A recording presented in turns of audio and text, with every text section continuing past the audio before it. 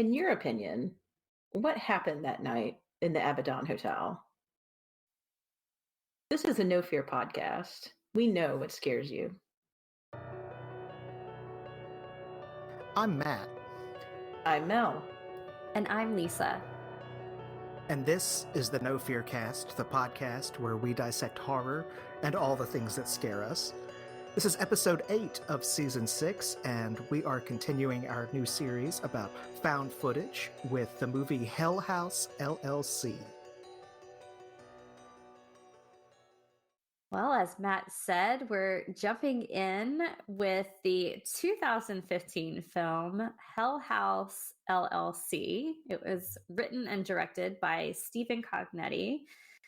So far, the movie has spawned at least 2 sequels. I've heard rumors of more, so I'm not entirely sure about that, but I did find at least 2. So this movie it's set up like a faux documentary. So you see interviews, there's news footage combined with the found footage element. We get a lot of cell phone recordings and actual like videotape recordings of this. A lot of it is from Sarah, who's one of the main characters in the movie, and she was one of the original Hell House planners and hands over this found footage to the people who are making the documentary. All right, so that's kind of where it fits in with our series here. Now, I will let you know we are going to discuss spoilers for this movie, but as it came out several years ago, I'm not going to feel too guilty about that, but I did want to put that little bit of warning there. This was actually my first time watching this movie. I had it recommended to me several times. I have a lot of thoughts, but I'm curious to know what Matt and Mel thought about this movie first. So why don't we just kind of start with some first impressions of Hell House LLC? Well, I'll jump in first if Mel's all right with that. I have to say, this was also my first time watching this movie, had not seen it before. And like you, Lisa, I've had several people recommend this as well as its sequels to me. They've said very good things about it, but just have not had a chance to sit down and watch it. So that was actually one of the reasons why I was kind of excited to even be doing the found footage series. Was I thought that this would be a good chance to watch this movie, even if we didn't do it for the show. I would probably get into a found footage sort of vein and may finally get around to watching it on my own. So I'm glad we chose to do it. And I was impressed with the movie. I really liked it. It did a really good job, I thought, of capturing that found footage horror thing that we've sort of talked about already.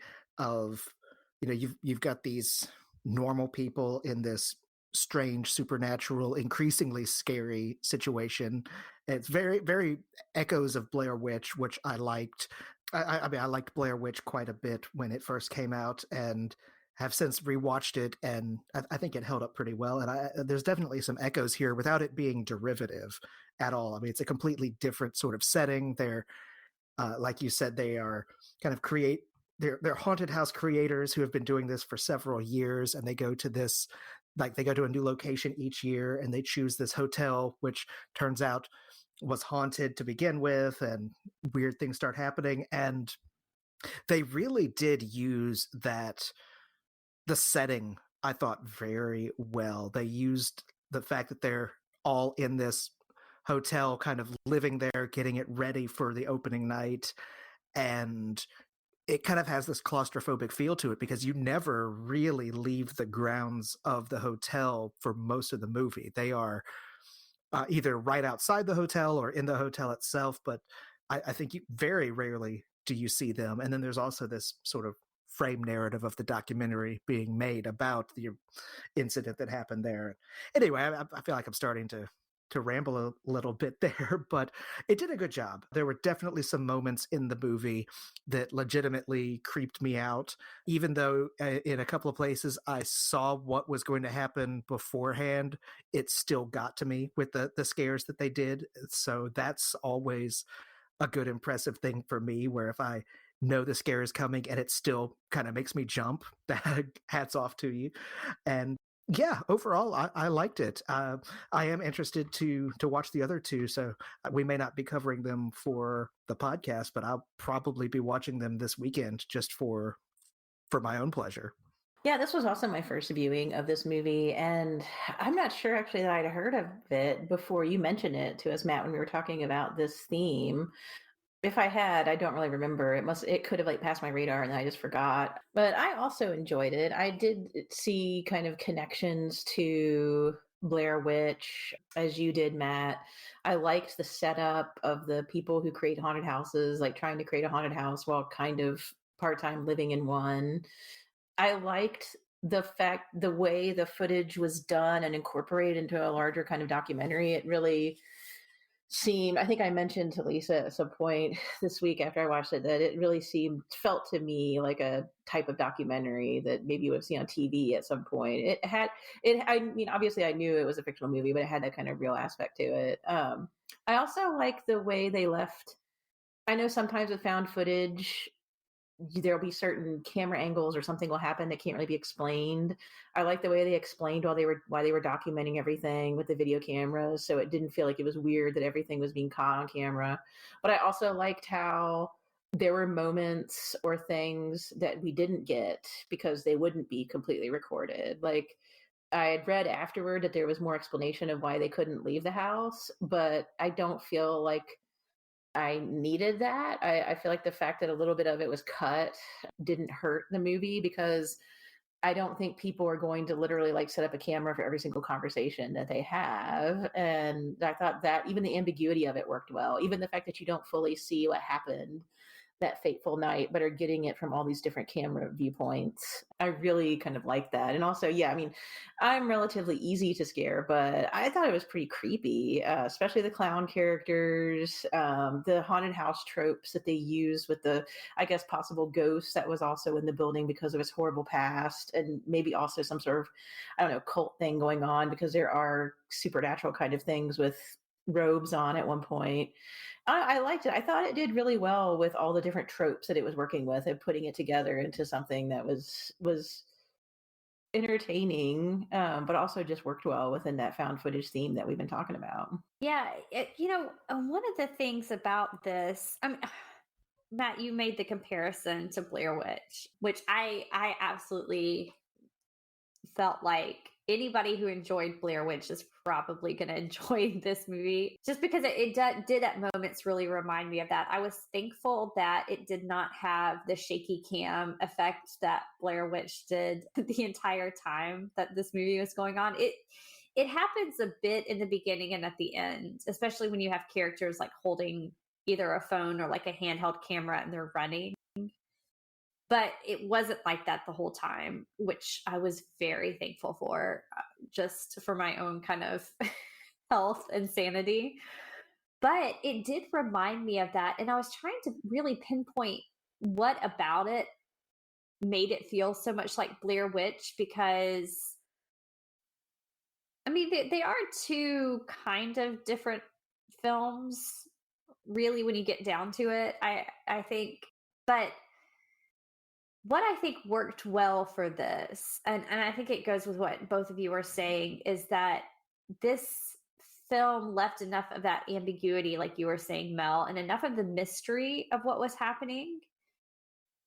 And Blair Witch did that really well as well. You knew from the start of Blair Witch that three people had gone missing, but nobody really knew what had happened to them, and so you're kind of watching the video that's been edited together to try to figure out what exactly happened out in the woods. And it's the same thing with this, except there's another layer of mystery that I say I liked more than Blair Witch with this, only because when the documentary starts, all you know is that it was opening night of this haunted house attraction in this old abandoned hotel. And we know that people died and people went missing and that there were people that were injured.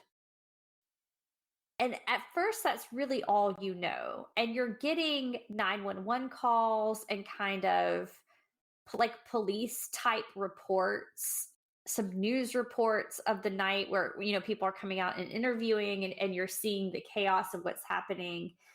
And then slowly the filmmakers kind of start letting you know more of what's happening. And you get this sense that there's almost been this conspiracy, or I don't know if urban legend is the right word, that has built up with what happened that night already. So you start to get some of the rumors that people have been saying, like, oh, it was just a gas leak and that's what happened. But then they show you the blood on the walls, right? And you're like, okay, clearly not a gas leak. Then you hear that there was some sort of malfunction with equipment, and then that's what happened.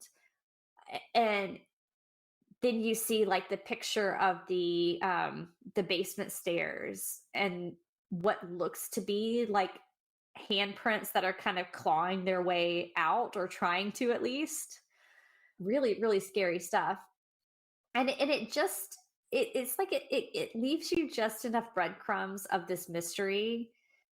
And every time the movie kind of peels back another layer, I don't know, I just felt pulled deeper and deeper into it. And to me, like, I know a lot of people talk about Blair Witch when it first came out, and we mentioned this in our first episode, how a lot of people said that Blair Witch, like, there was rumors that maybe it was real.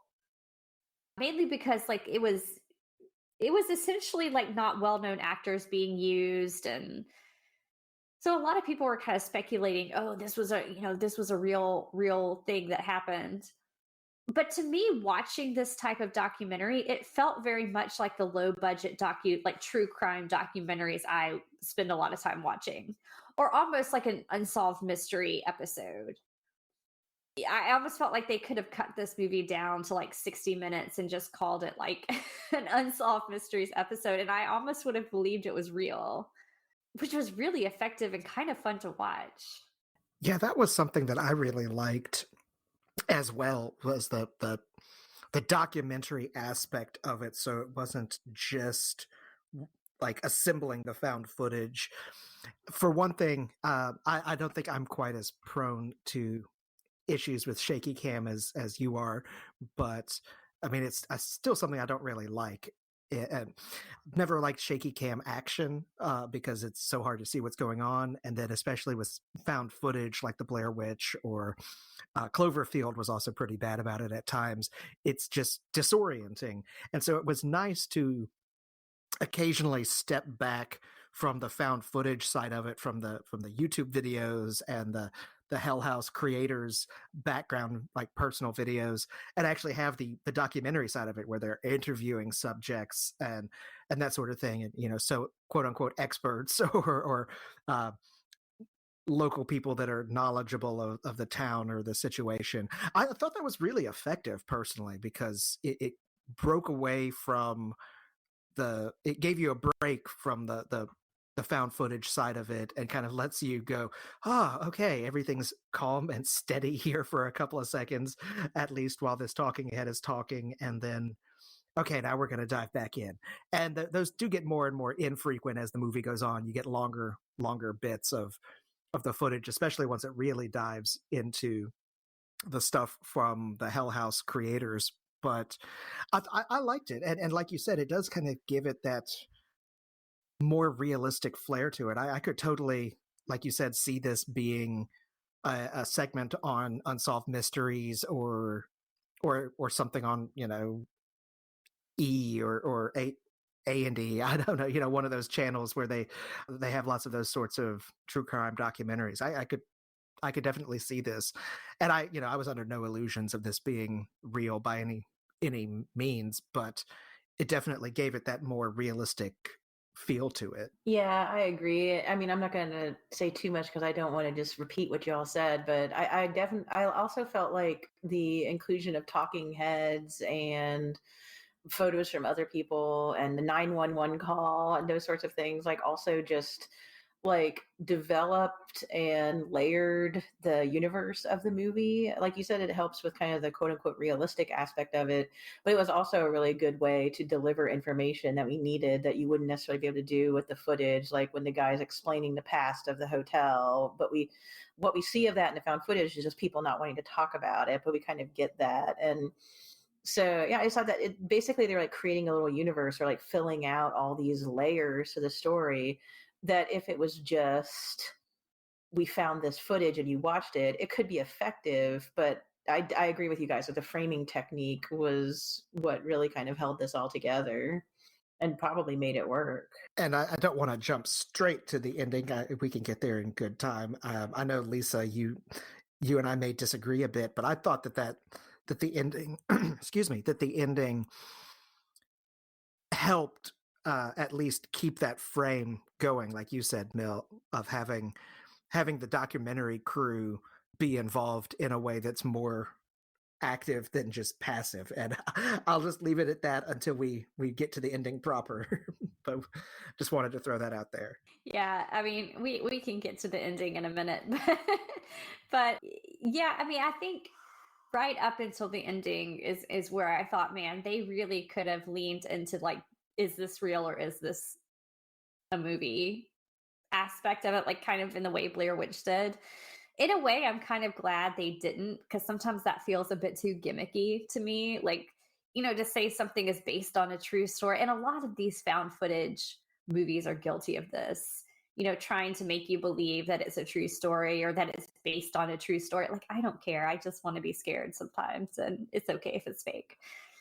So I was kind of glad that they didn't do that. And I think the ending kind of, that's one of the pluses of the ending, I will say, is that they very much lean into we're making a horror movie and we're not trying to pretend it's a real movie at all. I mean, they also do that with the name of the hotel. I mean, it's the Abaddon Hotel, which, means like a place of lost souls, or I think it's in the Bible to mean like an angel of destruction in Revelations. I mean, it's very clearly a horror name that they chose, which I feel like if they were trying to make you believe that this was real, that kind of ruined it right from the beginning. You might as well have named it like the Demon Hotel for what they did. But yeah, I mean, I did like the way they kind of presented this. And Matt, I wanted to return, but before we do get to the ending, I wanted to return to something that you had said, where you were talking about how the talking heads kind of take you out of being in the hotel and give you a moment to breathe before you get back into the really creepy stuff. Because from the moment they walk into the hotel, the people who are planning this hell house, it's clear that things are not okay. And even the people there are questioning whether or not they really need to be there. It's it's almost laughable at some points, because they find the basement with like the graffiti on the walls and the Bibles on the floor, and they're just kind of like, oh, this is too creepy. But they're like, well, we're building a haunted house, so we need to lean into a creepy location, and that's what they're doing. But I did think that this movie really was well paced. I think it introduced information at the right time, just to kind of keep you intrigued long enough. Like, it didn't tell you, for instance, the history of the hotel right away. We kind of learned that later. It didn't introduce the truly like creepy supernatural stuff that was happening. And even when it did introduce, what I can think of are like the first few truly terrifying scenes for me. One was, we've already mentioned it, the clown in the basement. I mean, I still don't want to close my eyes and imagine that, because that was scary. That was really scary. I think when at least when I first remember it, was when the guy saw the clown and thought it was his friend playing a prank on him, and then he walks out of the room and sees his friend in the other place and runs back, and the clown is gone. and you just kind of realize, oh, who was that? That was very much a like, whose hand am I holding moment, which really, really scared me. That was one of Um, those moments I was talking about where I knew that was going to happen. I knew it was not yes, going to actually be his friend, and it still got me. it still, yes, it did. And even just like the basement stairs, the way they introduced them, because you had one of the talking heads say something along the lines of like, I've seen a lot of scary things, and I even wouldn't walk down those stairs.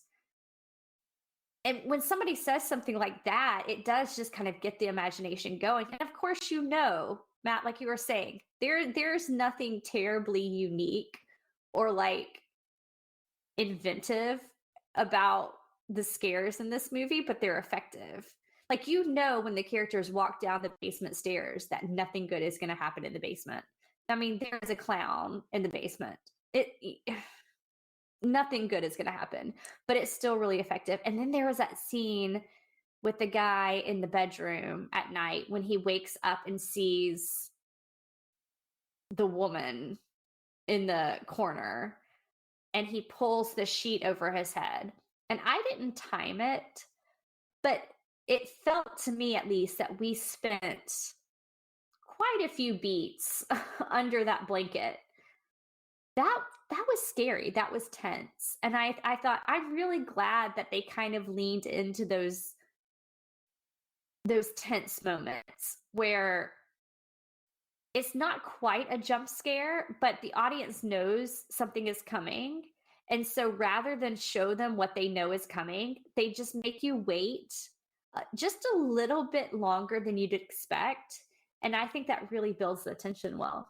I think that's a really good point. I hadn't thought of it like in those terms until you said it out loud, but I 100% agree. I think with both scenes that you mentioned, and those were both the ones in particular I was thinking of, especially the that when he sees the girl in his room, like that when he pulls the sheet back, she's going to be there, and it still got me really, really good.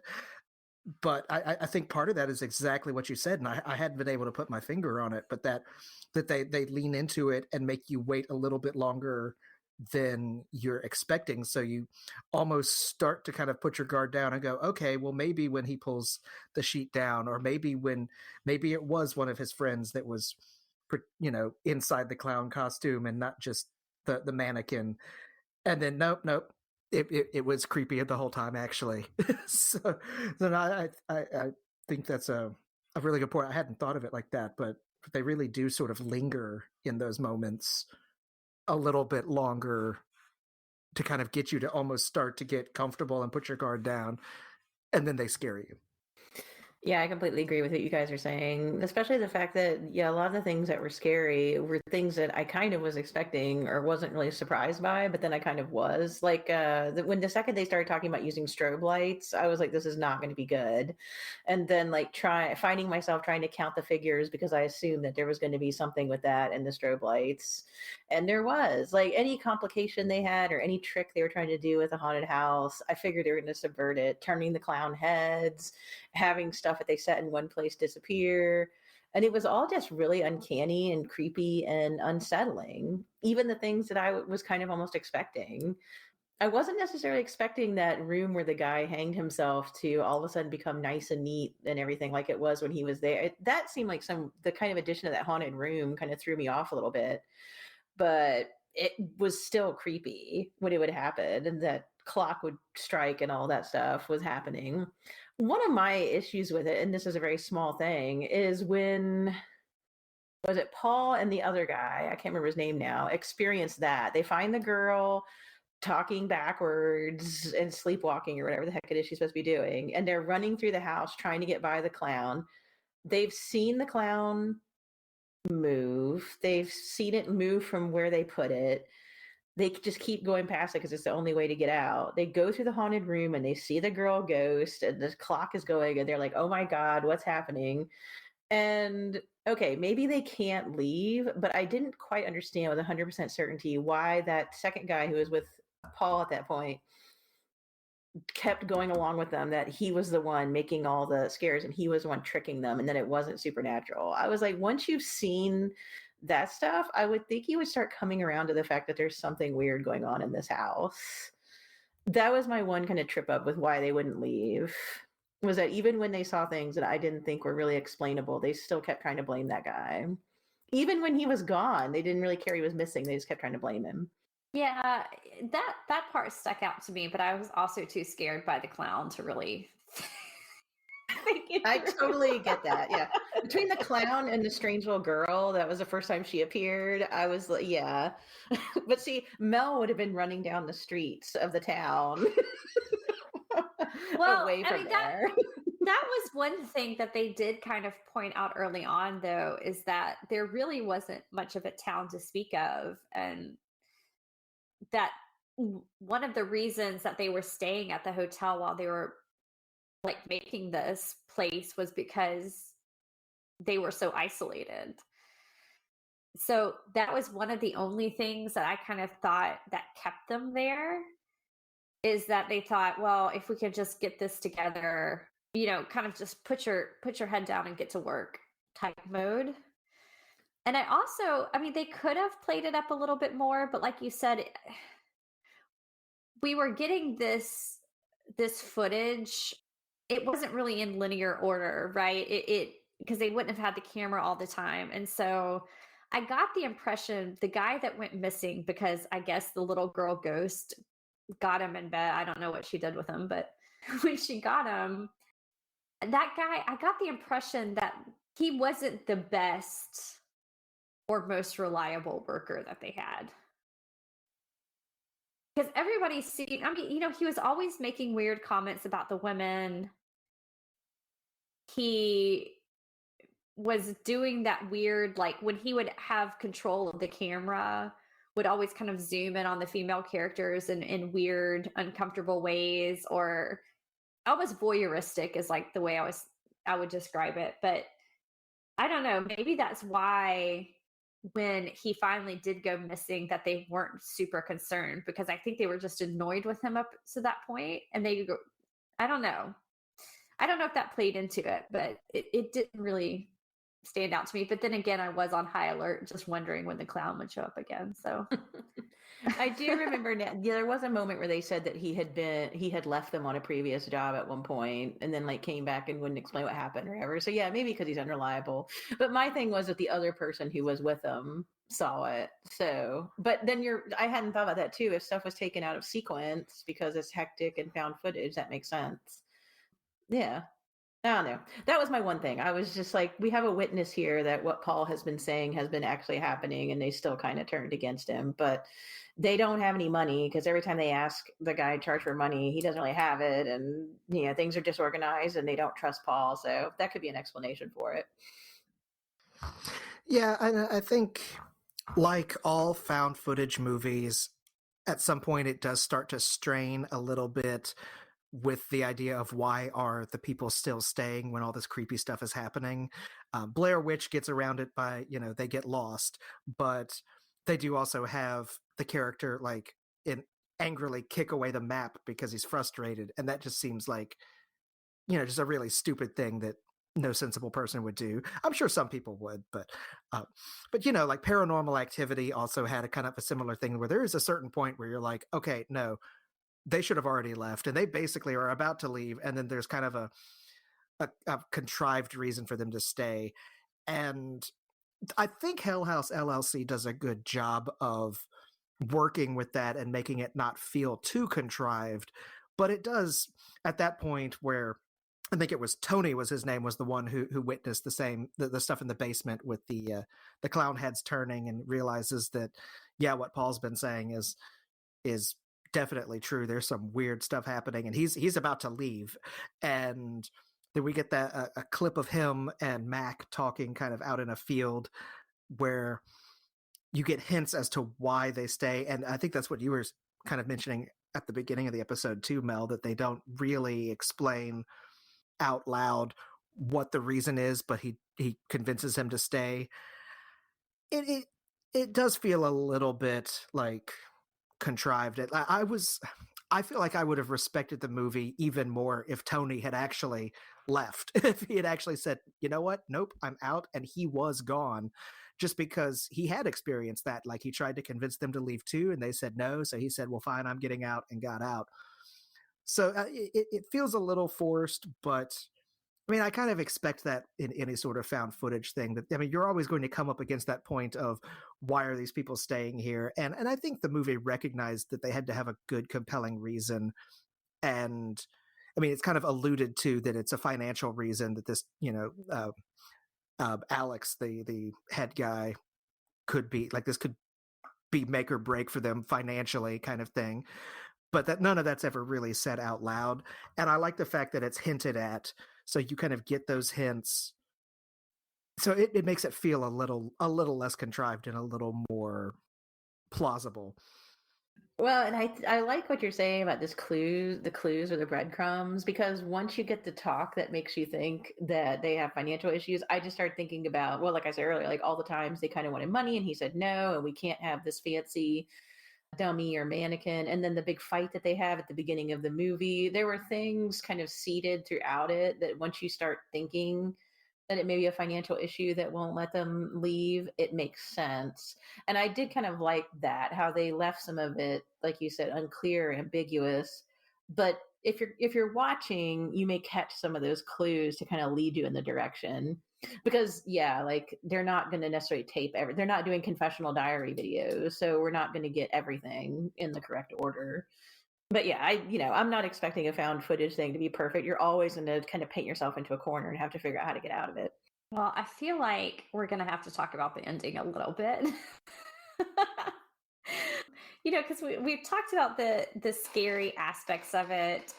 We've talked about like how well the mystery, I think, holds up, because the hotel itself has a very nice mystery surrounding it about why it was abandoned and what actually happened in the basement. And then you have, of course, the like overall mystery of kind of like what happened that night when Hell House actually had its opening night and what went wrong. I will say, I think it's a very effective movie, before we move on to the end, that does not have a lot of blood and gore. It has the I guess, like bloody, I don't know, smears on the wall, for lack of a better word, that you get in certain places. But really, that's it. Because a lot of things happen off camera. You can hear some things, and until we get to the end gets a little bit, I feel like, a little bit more hectic. So I feel like, I don't know, we should talk about it a little bit. This movie, and this is, I think, maybe where Matt and I probably disagree. I'm curious to kind of hear your thoughts, Matt, on this. But there's a twist ending to the end of this movie where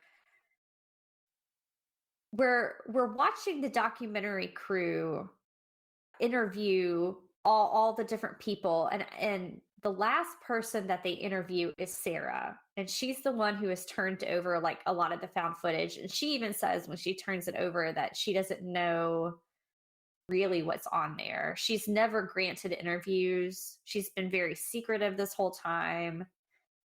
And finally she comes forward. So there's a little bit of mystery about like why she decided to come forward and actually talk about it. And she says she's not feeling well when she's talking to them. And she says, I need to take a break. We'll come back and finish this later. And says she'll be in her hotel room, and she gives the room number 2C. And as soon as they said that, I was like, that does not sound like a real hotel number. Like, she says she's in room 2C. And I was like, I've literally never been in a hotel that has had, like, here I am in 2B or whatever. So right then, kind of, I was wondering what was happening. But sure enough, the documentary film crew, they go to find her, and they ask where room 2C is, and they realize there is no 2C, and that there's nobody by the name of Sarah staying in the hotel. And so they wonder if she had asked them to go back to the Abaddon Hotel, or she had kind of put it in their head, like, are you going to go there as part of your documentary film? And at first they're like, no, it's boarded up. We really can't get in. And she just kind of puts the idea in their head that, hey, look, if you're making a documentary, you might as well go out there. Who's going to stop you, really? And so they agree that they're going to go out to the hotel. And that's where we find Sarah. And she's indeed in room 2C in the hotel. Now, as this is happening, I guess one of the documentary crew members stays behind, and it says all this on the footage. It says that, he stayed behind and he was looking at the footage, and we learn maybe that Sarah's actually, we see her be attacked in the hotel, and we're assuming she's dead and that she's been a ghost the whole time and luring the documentary crew back. And so I don't know. I felt a little bit cheated by the fact that they tried to pull this twist ending. Like I said, I would have rather them play with a different aspect of the mystery of why Sarah decided to come back. I would have been fine if she was possessed by whatever was in the hotel this whole time. I would have been okay with that. I would have been okay if she was just like, I need to tell my story, and then goes off and I don't know, something happens. But I don't know.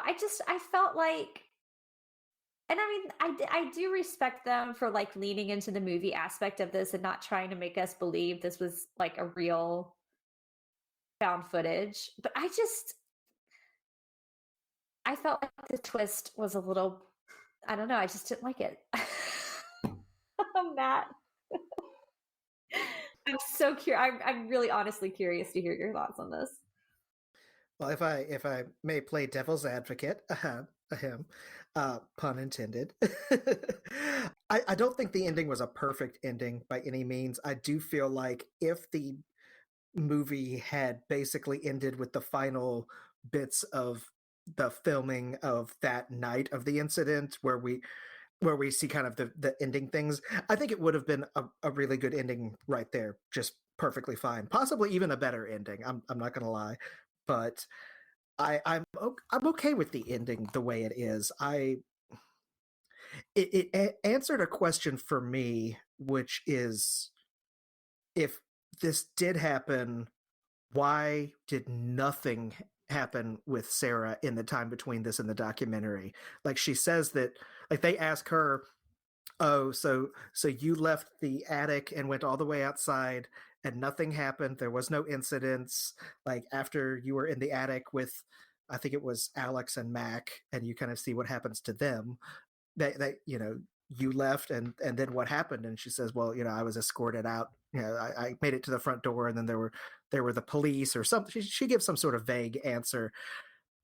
But why was nothing mentioned of her in the media afterwards? Why were there no? I know she could decline to do interviews, but I'm sure that the police would do some sort of an investigation and at least interview her, and the papers or whoever would have probably printed some stuff mentioning that she was a survivor.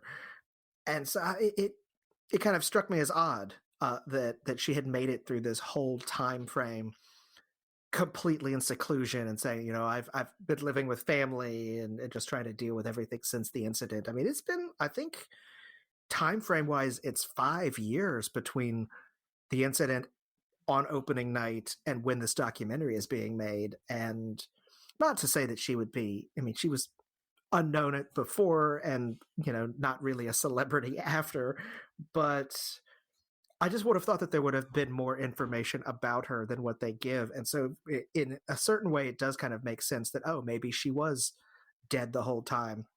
And for me, even more so, I think it makes it a nice sort of cyclical thing on that sort of thing, that none of them got out of there alive. Because that did not seem like the sort of a location that would let any of them live once it finally did whatever it was planning to do. And that, I think, for me, was the part that I liked about it. It did kind of go for the the final jump scare thing of, oh, now that the documentary filmmakers are also have been, attacked by whatever attacked the people in the basement on the original incident. That I could take or leave. I was fine with it, but I didn't love it. But if they had gone in there, seen her sitting on the hotel room or the hotel bed, excuse me, and then realized, oh, she's probably dead, and then kind of had that be the end of the movie, I would have been really happy with that as is, just because, again, that did not seem like the kind of place to me that once it got its claws into anybody would let them out. And she was one of the ones most affected too. She was the one that they caught sleepwalking and mumbling in a foreign language, most likely Latin. I mean, she seemed to be kind of hit the hardest. So I was surprised that she would have been allowed to leave by whatever it was that was in that hotel. Yeah, the twist end kind of seemed like a curveball to me when I watched it, and I kind of almost wished it was like a documentary and then just kind of ended. I'm not sure how to do that. I like your idea, Matt, of them discovering that maybe she had really not gotten out at the end instead of the encounter at the end that tied to the basement. I mean, she definitely threw up a lot of red flags with her weird answer. I also was like, how have you been living with family? Why did the police not question you? The thing for me that kind of threw it off and made me wish for like kind of an end to the documentary and not that twist ending was that and again, this is a weird thing to say because I always say I don't need all the answers, but I felt like I needed a couple more answers to get what they were trying to do. Like, I didn't understand I don't know. It was weird. It just seemed like they needed her to do that to end the movie how they did, because they never quite explained.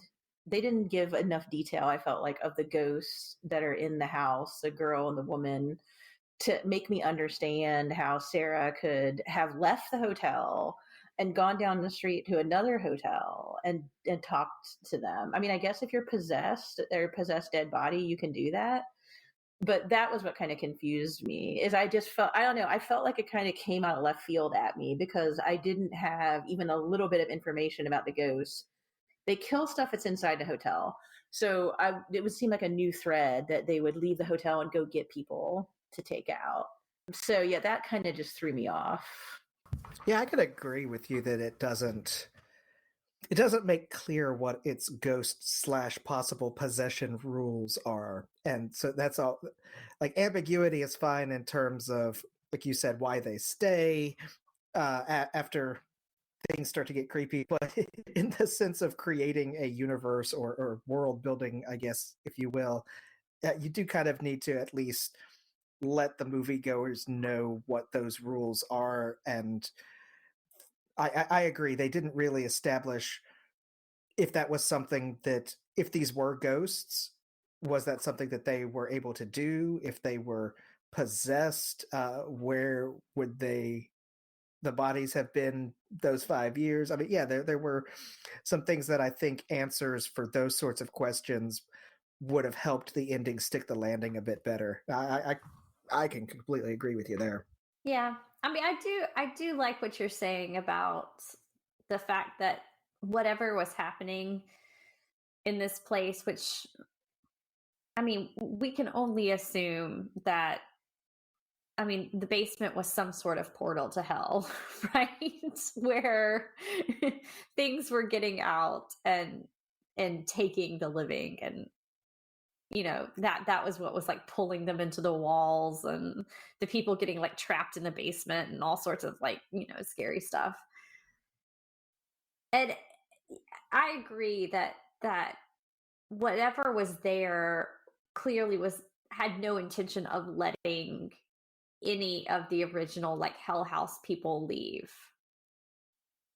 So it does make a certain amount of sense that Sarah is not going to escape. I guess it may just be what y'all were talking about, that it just doesn't quite stick the landing for me. I don't know. I almost might have liked it better if it was some sort of explanation where she did escape and maybe she was the only one really to escape. And well, there was the mention of the other one who had who had gotten out. I don't know why, guys. I can't remember any of their names, but had gotten out of the place that night only to kill himself like a week later. No, Joey, the bodyguard clown. Right. He ran out. He was like the first person to run out. He didn't help the lady that was in the basement. Yeah. And so if she was the one who had like truly escaped, I like the idea of there really being no escape. Like, she's not possessed, she's not a ghost, and she's not necessarily like haunted by what happened, but just kind of she's an empty shell of herself after what has happened. And the only real thing she can do is return to the hotel. Like, I would have liked some sort of ending like that, more so than like she was a ghost or she was a demon and she was just there to lure more people to the hotel. Like, that felt weird to me, because the hotel didn't seem like it was luring people there. It seemed to me like they had just picked an unfortunate spot. So I don't know. Maybe I'm thinking about it too much.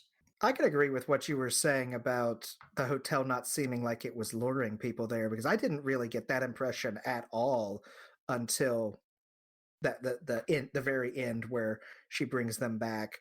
So I can completely agree with you there, and I guess I'm not saying that the ending is perfect. I'm saying I'm fine with the ending. I agree that I think it probably should have ended more with the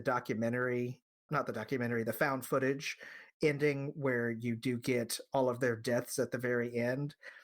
I think that would have been an appropriate ending, and it would have been a good fitting end, and the rest wasn't necessary. I guess I'm just probably more okay with it than you are.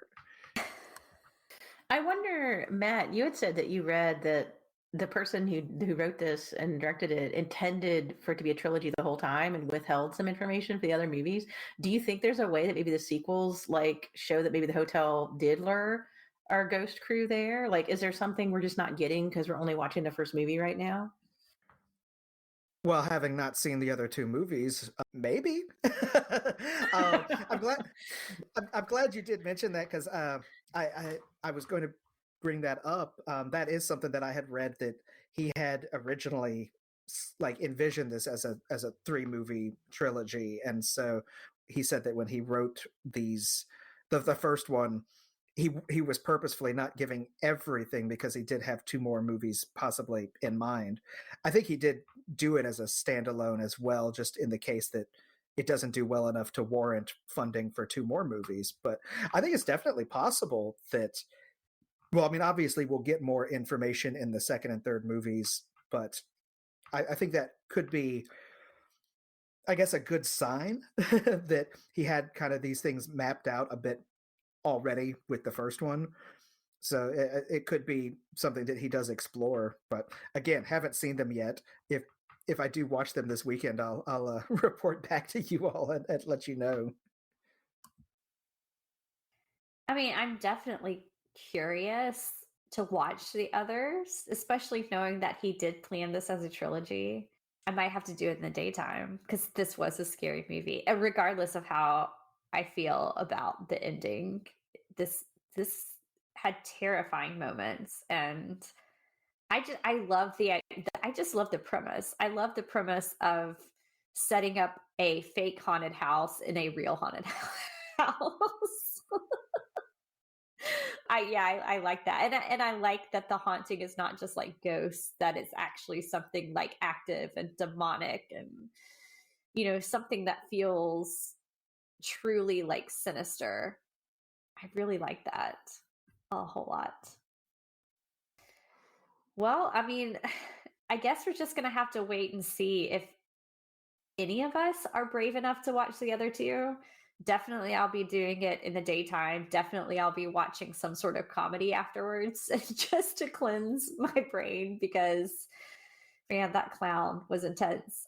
But before we end, I would like to say that we mentioned this on our last episode, but I just want to kind of reiterate it that you've probably seen our new artwork that's up on the podcast app that is done by the incredibly talented Lynn Hansen. And we've used that artwork to create some new merchandise, which you can find on our website, www.nofearcast.com. Remember, that is no spelled Know, and you'll find some really cool merch. So if you like horror t-shirts or tote bags or notebooks that have some really, really incredible original art on it, you might want to go check that out. We're at No Fear Cast on Twitter and Instagram. We also have a Facebook page. Our email is nofearcast@gmail.com. If you love what we're doing, consider supporting us on Patreon and get access to exclusive content, or simply rate and review us, which is entirely free, but it does help other listeners find us. The music is by Nicholas Gasparini. Thanks for listening, and we'll be back in 2 weeks with a brand new episode.